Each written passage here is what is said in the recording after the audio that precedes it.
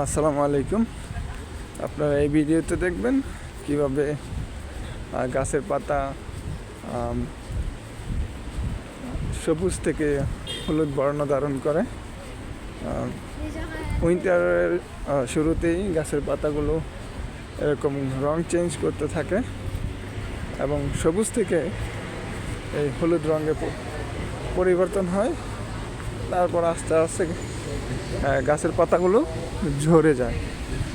ঝরে যাওয়ার পর অলমোস্ট সব জায়গায় তুষারপাত হয়, স্নো পড়ে।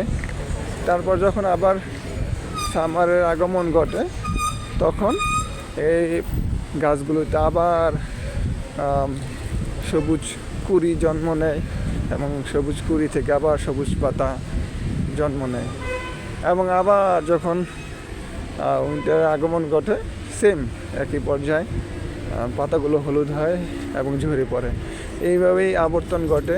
ইউরোপিয়ান যে গাছগুলো, বিশেষ করে একই টাইপের গাছ ইউরোপিয়ান সব জায়গায় রোপণ করা হয়েছে, যাতে সময়ের সাথে সাথে গাছের যে পাতা যে রং চেঞ্জ হয় এবং যে সৌন্দর্য ফুটিয়ে তোলে, পরিবেশটাকে যে সৌন্দর্য বর্ধন করে।